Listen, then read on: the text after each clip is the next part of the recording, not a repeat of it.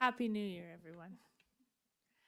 I first want to acknowledge that we're in Treaty 1 territory and that the land on which we are meeting is the traditional lands of the Anishinaabe, Cree, Ojibwe, Oji-Cree, Dakota, and Dene peoples, and the homeland of the Red River Métis Nation.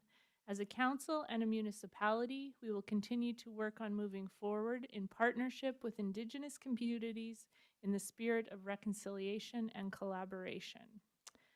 If I could ask for an adoption of the minutes to be read. Resolved that the minutes of the regular meeting of council held at City Hall on December 11th, 2023 be adopted as circulated. Moved by Councillor Espy, seconded by Councillor Nichols. All those in favor? And that is carried. We have a couple of delegations in house tonight, and the first one we have Ken Reimer from Community Futures Heartland. If you could make sure the mic is turned on there. And then for the record, state your name, and then the floor is yours, Mr. Reimer. Ken Reimer with Community Futures Heartland. Thank you for the invitation and the ability to come. I made 15 copies, so one person has to share here. So I'm actually going to start on slide number 4, and then I'm going to skip back to slide number 2. Slide number 4, so Community Futures Heartland. We are a national program across Canada. We have 268 offices across Canada and 16 in Manitoba. And so we only operate it in rural Canada.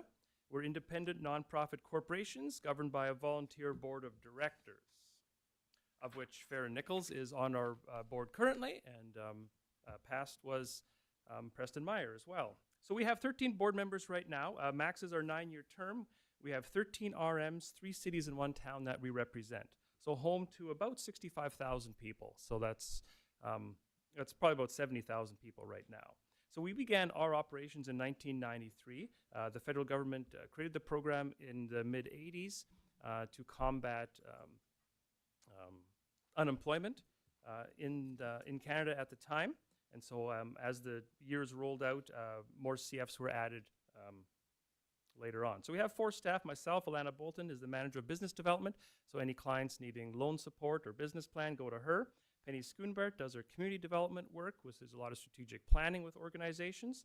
And then Stephanie McDonald, our admin assistant. So you can see our lovely faces on the next page. So at the top of page 3, you can just see the 16 different CFs that are in Manitoba. So the bottom middle purple poke that is up there, so that's Community Futures Heartland. So all the way up, arm of Alonza down to the arm of Stanley and Pembina, which is on the bottom page 3 there. And then, of course, the city of Portage la Prairie. We do have a contract with Community Futures Whitehorse Plains, which is the RM of Portage la Prairie, Cartier, St. Francis, and Headingley. So we run the same staff for that operation as we do for Heartland as well. So we have 2 main priorities. We have business development, so that includes loans, business plans, and financial plan assistance, and then community development work. So our contract with the federal government has these 2 priorities listed, and so those are the 2 that we have staffing for and focus our attention to. So the first one, the loan funds. We have repayable loan funds. We are funded by the federal government, but we have no grants to give out. So everything is a repayable loan fund. We have an Entrepreneurs with Disabilities program. So if a client declares themselves physical or mentally disabled or even have a health condition, we have a pool of loan funds that can be used for them as well. The conditions on the loan are the same, but we just have dedicated loan funds for them. It has to be a for-profit venture. $150,000 is our maximum, and we've been lobbying the federal government for many years to increase that. $150,000 doesn't start much of a business these days. And so we're usually a second, third, fourth lender to an operation. So we're trying to get that increased. Our lending rate is minimum prime plus 2, and then in-house we have a minimum of 6.5. So we are not to compete with banks. We're to be complementary to them. And so we are, our lending rate is a little bit higher than traditional banking would be. So 5-year fixed term, 10% equity. That equity requirement is a lot less than banks will be. They're probably sitting around 30%, and so our equity requirements is very minimal. We'll include tools and whatnot all for that as well. Our loan process goes, we assist with a business plan and a cash flow, And that can be for a bank as well, or a credit union. It doesn't matter where the client gets their money from to start this business. We're here to help them succeed. Our paychecks aren't dependent upon whether or not we make a loan or not. And so the job is to get that client in that business and successful as well. We do an in-house assessment, and then a 5-member committee of our board actually says yes or no to this client's loan application. We have a lot of partnership loans, loan guarantees, performance bonds we've had, line of credit guarantees. We only do term loans, but we're starting to get into line of credit guarantees because that's it's more helpful to the client, and we'll make that work for them. Yeah, we allow the banks to take over the position to make the deal work. It's their success is our goal. A couple of business examples. One, restaurant, high-risk industry. We lent them money for renovations and equipment. A year later, we lent them some more money to purchase a building. They showed steady growth, and eventually a bank bought them out from us. So that's really our goal. If we can help the high-risk businesses and then have them become bankable in a couple of years, that's good for everybody in the business here. Business example, I'll just go to number 3. So it was a fitness gym. Everything was leased, no equity. No bank was interested in taking absolutely nothing for security. The owner was very well known in the community, so just needed a few extra dollars to top off a project, and we did that, and it worked very well. Then the business example number 4 is a food vendor cart. So a client had some financial issues a few years ago, needed a food vendor cart. No bank wanted to have security in a food vendor cart, and so we knew that they were hard workers, and so we lent them the money, and that worked out well as well. So right now we have about 1.6 million out in loans, 2.2 million out in the RRF COVID loans. That's the federal equivalent of the CEBA loans as well. So we have about a month and a half before those start coming in. We've leveraged 11.6 million and then lent 12 million since 01. 998 jobs, so we're well over the 1,000 jobs already for the current stats. Then 317 loans. Our average loan is only about $38,000. You would think that they would be higher, but for some reason, that's the number it is right now. So community economic development activities, we do strategic planning for organizations, daycares, active transportation, foundations. Penny was in Winkler doing one with their foundation this morning. We do board development training, entrepreneur training seminar as well. We have a certain amount of clients that we need to train every year. We do junior achievement in the high schools, and we always go to the high school here as well to run some different programs, and then our youth business camps we run in the summer.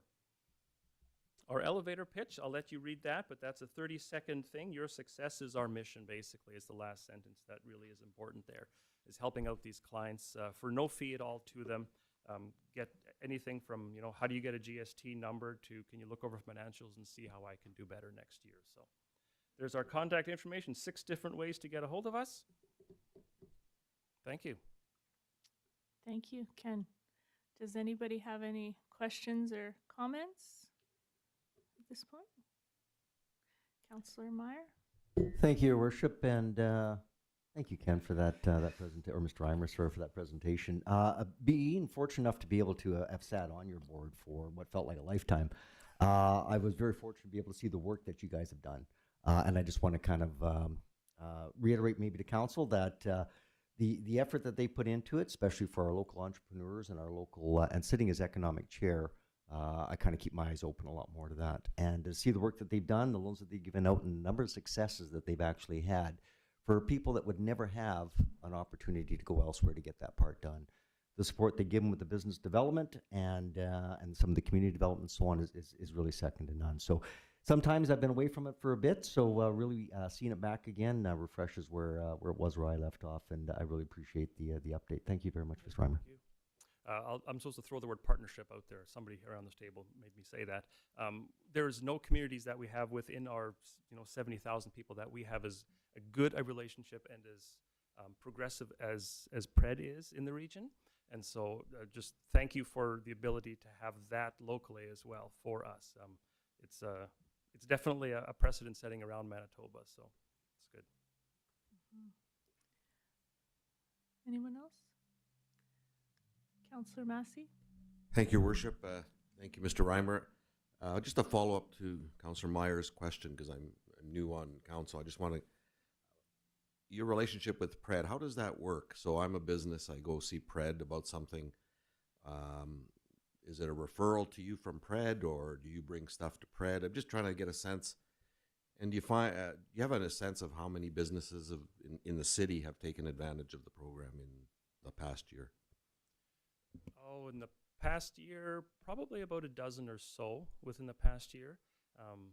It where we get our loans and our referrals from, it kind of varies north, south, south, north. Some years we'll have lots in the south, and some year we'll have none, and then there'll be lots in Portage. So it ebbs and flows that way. As far as the relationship with Pred, yeah, it's referrals both ways. If we have something that we know, or if a client comes that we know Pred can assist them, we definitely put that referral through. And same, we've received a lot from Pred as well, coming our way for lending and business planning assistance. And there should be a new system coming up shortly that'll enhance the communication between the two departments even better. So we're looking forward to that. Anyone else? No. Councillor Nichols? Thank you, Your Worship. And Mr. Reimer, I'd like to thank you for taking this time tonight. I sit on that board and I see the wonderful work that is done by Futures, and it's not only hopeful, but it gives a sense of satisfaction to these companies that are trying to get a start and not sure where to turn. And the trading aspect too of what you provide is phenomenal. And to you and your colleagues, I thank you for that. Yeah, we have about a 20% more success rate of people that come to us versus that don't. And so it's an asset to the program. So Thank you. Yeah, just a few comments and I agree, and I really think that the community futures across the country, some of your training programs, I think are such an asset. I just saw and shared the opportunity you have coming up for your shift program, which is for, and I don't think it's out of here, but I think if you live here, you can register, even if it's, yeah. So it's for people who are thinking about possibly going into entrepreneurship, and it's an online training program for that. You sat in on our strategic plan, you know, that we're doing with the city, and one piece of it is making sure that Portage la Prairie is filling in the gaps of some of the businesses that we think that we could use here, right? And so we're trying to get the message out as to what some of those businesses are, and I just think that people need to know that they could have support if they wanted to start that business, and those type of things are really important. What I've found is there's been two separate businesses that I've talked to in other communities that we wish we had in Portage la Prairie. And one of them was the owner there, who originally was from Portage. They had said, you know, I don't want to expand my business, right? I don't want to do another business like that, but I would absolutely be available to mentor somebody who would do it, right? And I was just thinking, if somebody had the opportunity to do your shift program and then could have a guaranteed mentor to do it and a business plan, then they'd be set up for success, and you'd give them money. It would be great. Yeah. But I just think that cooperation and partnership and collaboration that's happening is something that we can continue in this community. And I know I try very hard to, anytime somebody's talking about doing it, is sending them to Pred or sending them to Community Futures, and I just think it's going to continue. So thank you for the work you do. you're welcome. Thank you. Yeah. Awesome. Thank you. Okay. Our next delegation is from Fort Lorraine Museum, Emma Enns McIver. The floor is yours. Hi, everyone. Thank you. So I'm Emma. I'm going to time myself this year because I had a little bit of a problem in the past. But yeah, side note there, they actually, Community Futures sponsored our new TP polls for this last year, which was awesome because we've been waiting to get the grant. So they do small grants, which is awesome. Okay. So I like to come and chat with you all once a year, mostly just to give you a little highlight reel, as well as thank you for your support and your operational funding to help us keep going. I'm going to go through this. this is a PDF, so if you'd like it, it can be sent to you. It's more of just an overview. Yeah, who we are, I'm not going to go through everything, but just the main thing that I'd like to point out is something I've been kind of focusing my time on, and that's conservation, kind of dealing with the 5,000 objects we have, implementing a new online database system, and kind of trying to reassess what's important and what's not important, because ultimately we've got 25 heritage buildings, 5,000 objects, and at this point we need to start prioritizing things we want to keep and restore, and things that maybe it's time to let go of. And so that's something I'm working on, and will be worked into our new strategic plan, which will be developed hopefully this year. Our board, hi Farron, Councillor Nichols. Sorry. So yes, Farron's on our board, and we have members of the RM and some community members. We've expanded the board a bit. I'd like to expand it more, hopefully in the next year. We had a great year. Some highlights were the teepee. We had a live history group come and do interactive performances. We're going to bring that back, but I might develop them in-house because it's something I think we can definitely do with summer staff. Oh yeah, I brought the corn maze back because people kept bugging me about it, so I did it. It was worth it. Everyone loved it. So hopefully I can bring it back again next year, if I have the patience. I introduced ghost tours this year, which was awesome. I'll do that more again this next year. We had a great turnout. Also trying to get more involved with other local events like Family Fun Day, being at the Portage Fair, doing what we can to give back in small ways. But Fright Night was by far our biggest success this year. We had over 800 people, which is huge. So yeah, and we had I got a lot more local businesses to participate this year and come and help me hand out candy, do activities, and that was just a huge load off. And yeah, it went really well, and we're gonna keep doing it. Another big success was diversity. If any of you remember I Heart Heritage, I sat down with the collaborators and I said, you know what, I just really think that this needs to go in a slightly different direction, and I proposed doing it at the Gillespie Center. And I don't think we're going to look back. We're going to do it again. It was a great way to showcase local talent in this community and do it in a way that was a bit more professional. They had a stage. Yeah, it was a great turnout, and people were just starting to get to know about it. So next year it's going to get even bigger.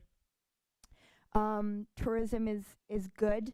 Over 2,600 tickets. That's not quite accurate because we've got a lot of special events and free events. But close to, I'd say, over 19,000 in admission, which is awesome, and over 600 students. We get more and more field trips each year, so I'm trying to figure out how to accommodate more and expand into the fall to accommodate that, because that's by far, I feel, the most important demographic to reach out to is kids. But yeah, a huge international reach too, which is cool, and I tried to keep track of that this year. Special projects. Our fort restoration is complete. We've had some hurdles, unfortunately, with finishing construction completely, but I'm really hoping to open the new Indigenous Perspectives exhibit. I'm gonna fast forward and go back. I really want to get this off the ground, so we've had a year delay in this project. Which is slightly out of my control, but I'm really excited to open this for our community in the coming year. But yeah, I want to thank you guys so much for your funding. We receive funding from the city, from the RM, and small grants from Manitoba, but as far as Heritage, Manitoba is one of the least funded provinces. And so community funding is just so essential. And I do a lot of grant writing and fundraising throughout the year. We received a good amount of student funding, provincially and federally, and also some smaller provincial grants as well. But the operational funding really is essential to our success, so thank you. Yeah, we're going to continue our partnerships with the community this year. I'm getting more involved with the community. I'm not from Portage, but I'm meeting some great people, and it just kind of keeps adding to the list. So these were some of the things we collaborated on this year that will extend into the new year. So yeah, if you're ever looking for something to get involved in any way, there's so many different ways that you can volunteer and support the museum. So yeah, thank you. Questions? Thank you. Does anyone have questions? Councillor Nichols? Thank you, Your Worship. I'd just like to comment. Ms. McIver's done Ms. McIver's done a wonderful job. The work that goes on out at the fort is amazing, truly amazing, inspiring, and to see some of the looks in the kids' faces when they get to look and go through all the exhibits there is pretty special. I've taken my grandsons there. They just are totally thrilled with the train exhibits and baseball museum, and this is all a lot of work, and they do a wonderful job in not only curating and maintaining the exhibits, but I think it's really big that going forward as to what is going to be important. Yeah. And she'll do a wonderful job, and as well, the board is phenomenal in supporting what we need to do there and what her goals and aspirations are for the museum. And hats off, thank you, and Happy New Year. Thanks. Excellent. Anyone else? Just the counselor. That's okay, Councillor Meyer. Sorry, thank you, Madam Mayor. You know I can't help myself, especially when it comes to organizations like this that I really respect. And I mean, sometimes I think it's important to recognize what we call backyard blindness is what somebody told me. You don't ever realize the jewels you have in your own community until you're out and about in them. And I think, Ms. McIver, I think the work you've done over the last year and carrying on from your predecessors, that you've certainly taken it to that level. For those that aren't aware, it is a Manitoba Star attraction. So from a tourism perspective, it gets also the Manitoba exposure out there as well. The only issue I have is that there is one exhibit that Councillor Farron or Councillor Nichols, when you mentioned exhibits, that I used to actually work on when I was growing up in Portage. That's now an exhibit in your museum. So I'm a little bit disappointed about that part. But Wait, we can what have a is this? discussion to Which get rid is of. this? We can have a discussion to get rid of that at some point in time. So it goes to show you sometimes your age. But no, I just wanted to make a comment about the work that you're doing, and for anybody that hasn't had a chance, and I really hope the media picks up on it, to really express what we actually do have out there. I've been fortunate enough to be out there a number of times and really see the work that you do, and also see the not only the buildings but the exhibits, the history, and everything else. And from what I read, it goes right back to 1778. Now, that wasn't when I worked on the project, but anyways, thank you so much for your work that you do there. And to echo Councillor Nichols' words, great job, and Happy New Year to you. Thanks. I'll just end with saying, I'm very aware of the success, but also the struggles we're having. Mm-hmm. And like I said, right now I'm trying to prioritize, like, where do we go from here, right? Do we bring in, how do we create other revenue streams? What do we build there? What do we take away? Right now, after the first two towers, I'm going to have to rebuild the fort. Our trading post is closed for the last year because of structural problems. And kids are obviously really disappointed. So, yes, we'll be prioritizing that. But then, do we save every building? So it's, and that is, we're going to get there. But that's the first order. So, thank you. I think you're right but I think you have the right idea, is that you need to strategically think about these things. I just want to give some kudos. Diane and I went to the live history and it was so much fun. So I'm glad to hear that you're going to do that again. I'd never attended something like that, and it was lots of fun. And then I know I spoke to you but the Diverse City was an amazing day in our city this past year, and I'm excited to see it expand. Just for people to understand, like, I refer to it as our own mini folklorama, and I just think it's going to be great for us to continue that. So well done. Thank you. Thanks. Okay, everybody, we have no public hearings this evening. We'll move into Finance, Legislative, and Property Committee. Councillor Massey. Thank you, Worship. Finance, Legislative, and Property Committee has no report at this point in the meeting. Thank you. City Planning and Economic Development. Councillor Meyer. Thank you, Your Worship. City Planning Economic Development has nothing to report. Thank you. Community Services Committee. Councillor Espy. Thank you, Your Worship. The Community Services Committee has nothing to report at this point in the meeting. Thank you. Waterworks Committee. Councillor Nichols. Thank you, Your Worship. Waterworks Committee has nothing to report at this point in the meeting. Thank you. Transportation Committee. Councillor Porter. Thank you, Your Worship. Transportation has nothing to report in committee tonight. Thank you. Public Safety Committee. Thank you, Your Worship. Public Safety Committee has nothing to report this evening. Thank you. We have no deferred business. We'll move right into new business. We have November financial statements for 2023. Finance, Legislative, and Property Committee. Councillor Massey. Thank you, Your Worship. Colleagues, in your package you have the November 30th, 2023 financial position of the general fund and our utility fund. The only comment I'll make at this point on the financials is some of the fluctuation you see is regarding Saskatchewan Avenue. We have received the federal share and the claim we've put in. We are still awaiting the provincial share. So that's where you may have noticed some fluctuation from the last report. We will be getting it. It's just a timing issue. So this is just for your information. Of course, we will be getting a year-end once all the transfers are made and the final numbers.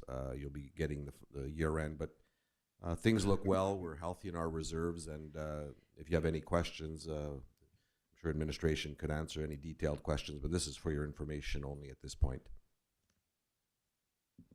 Thank you. Any questions or comments for Councillor Massey? Thanks for clarifying the $3 million deficit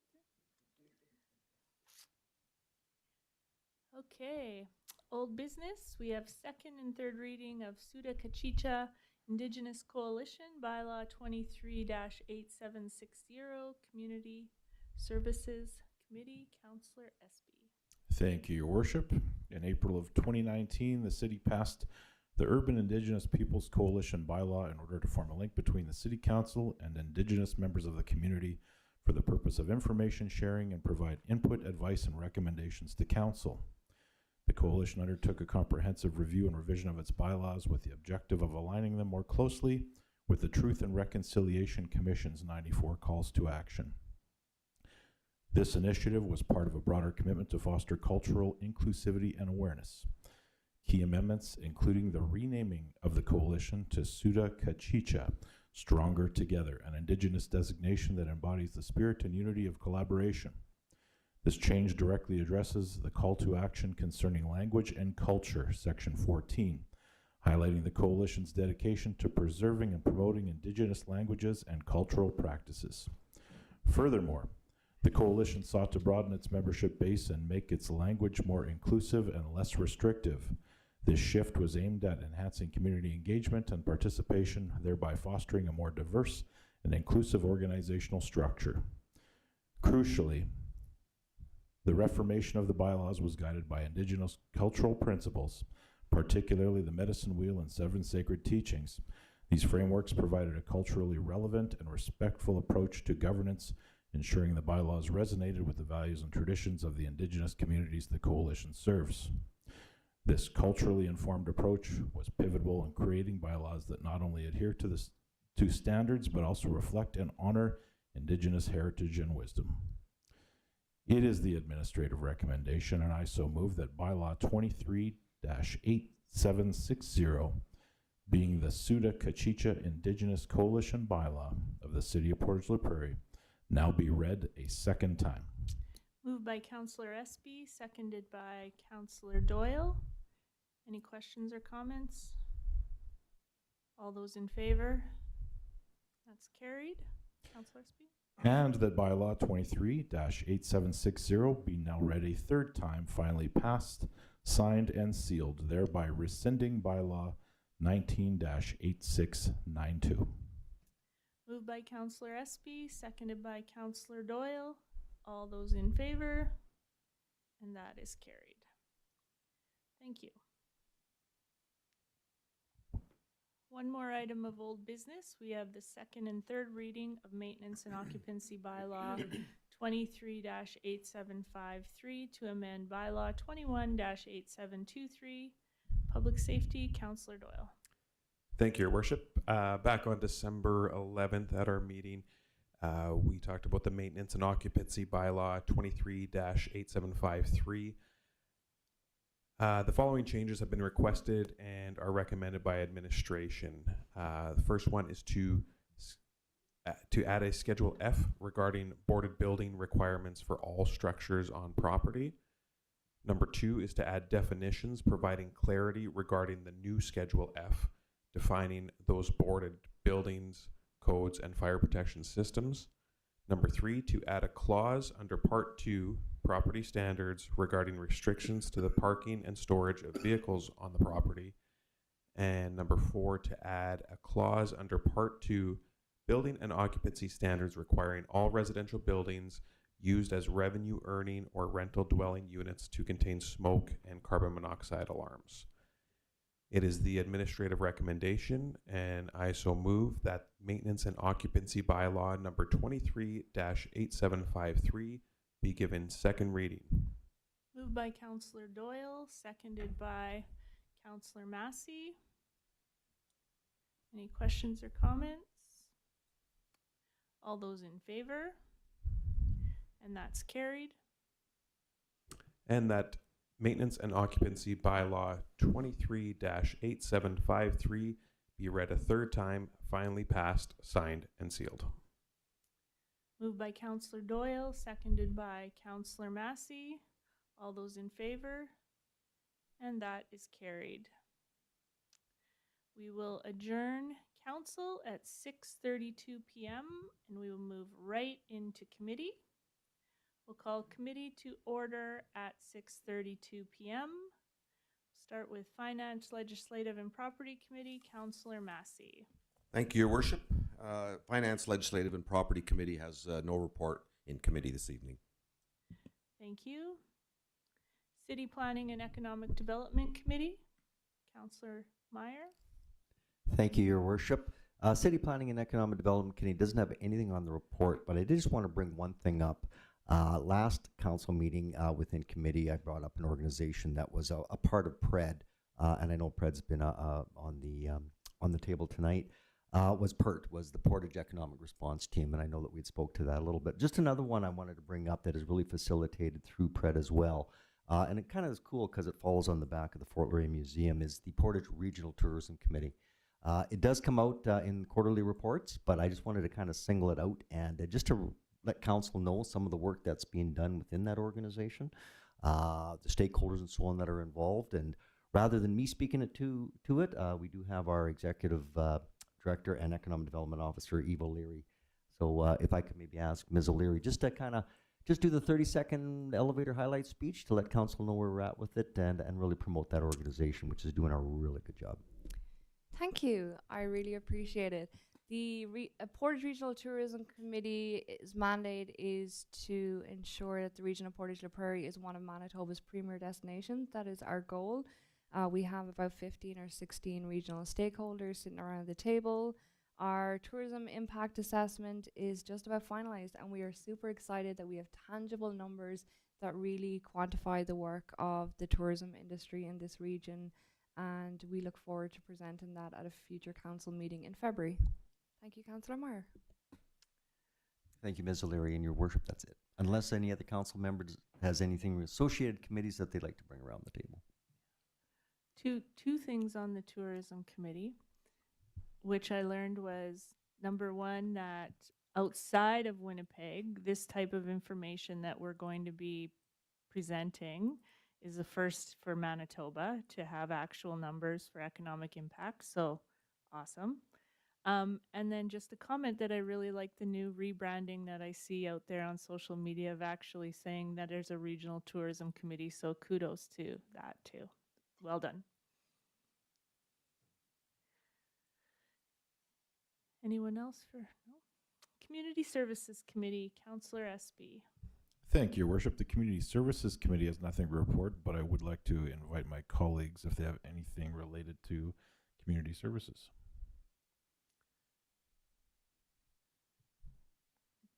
Councillor Massey.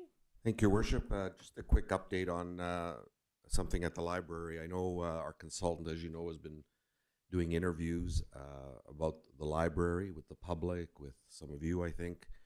And we as a board will be meeting in January on a Saturday morning to look at some of the results of the work that the consultant has done about our library, the feelings that people have about the library, sort of looking at the strategic report. So hope to have a lot more information, Your Worship, about that report. But just thank those of you that participated in the interviews, and hopefully, we'll get a good report about our library. But I think initial reaction seems to be there's a lot of positive about the library that people are seeing. So hopefully that'll be confirmed in the report, but I'll have a lot more to say about that once our board has looked at the report. Thank you, Your Worship. Thank you, Councillor Massey.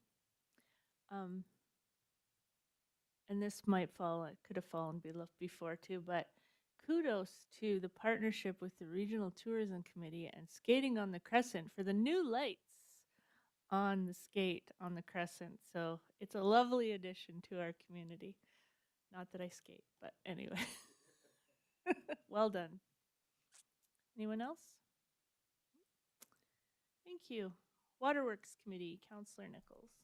Thank you, Your Worship. Waterworks Committee has nothing to report at this point. I would like to point out that the hard work and throughout the year doesn't go unnoticed in terms of council to the Waterworks Committee, and to that all those departments and the branches underneath it. I thank them for their work, their commitment, and Happy New Year, and we'll look forward to this year. Thank you. Thank you. Transportation Committee, Councillor Porter. Transportation has nothing to report at this in committee. I'd just like to entertain with everybody here any comments or questions with regards to Saskatchewan Avenue or the road construction. I'd just also like to bring up the fact that Lucy the Loader's been out, and so we will be seeing her in the next couple of days again, clearing our paths. But so far, I've heard a lot of good news about Saskatchewan Avenue. Maybe just a little clarification from our administration as to where we are at with some of the signs on the Saskatchewan Avenue, and maybe just to clear up a few misconceptions. Sure. Mr. Creed-Jobin, would you like to comment?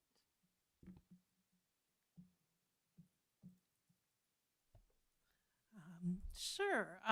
What was there a question about the signs? Just maybe just about the speed and some of the construction slowdown. okay. Yeah. Construction zone. So Thank you. No problem. So the contractor has kept their construction signs out there because the project is still under construction. Currently, there's no construction happening, so we don't have the 30-kilometer, but it is still technically a construction zone. So that's why we've kept all of those bollards and different things that are out there. They're partly there too for helping for snow clearing, so we know where all those curbs are and aren't until everything gets finished and we get the permanent signage in place. Thank you very much. And also, it's the roads still are fairly uneven in a lot of areas too. So once the snow comes, we want everybody to slow down, be careful, and not end up with a broken wheel or a flat tire. Thank you. Thank you. Can we talk a little bit about snow removal? Because as you know, that we as a council have made decisions to invest in improved snow removal on Saskatchewan Avenue. And yes, did see Lucy the Loader out doing the bike path, which is something that we've committed to keeping clear, which I really think is a fabulous way for people to really have that option of a clear space to walk down Saskatchewan Avenue or even ride bikes. There's still people out there. My question is about, I know that we've talked to all of the businesses, like on the new Saskatchewan Avenue for words. But do you know if the information went out to all the businesses on Saskatchewan Avenue? Because I was thinking about that, is that we've had a lot of new people who've taken on businesses on this end. Are they made aware of what our bylaw requirements are for them? Yeah, when we did that information campaign, it was just focused on the West End businesses that would be new to them. I'm not aware of anything that's provided to new businesses myself, but that may be something that they get when they sign up for their water accounts, and I think they do get an information package, but I'm not 100% sure what is in that information. So I will check that out and make sure that people are getting the information that they need. Yeah, and even some of the businesses maybe that need to be reminded. Yes. Yeah, awesome. Thank you. Anyone else? No? Public Safety Committee, Councillor Doyle. Thank you, Your Worship. Public Safety Committee has nothing to report in committee tonight, but I invite all my colleagues to express anything they have with regards to public safety. Anyone? Not tonight. Okay. We will adjourn committee at 6:41 p.m. Thank you, everyone, for our first meeting of 2024, and we look forward to a great year.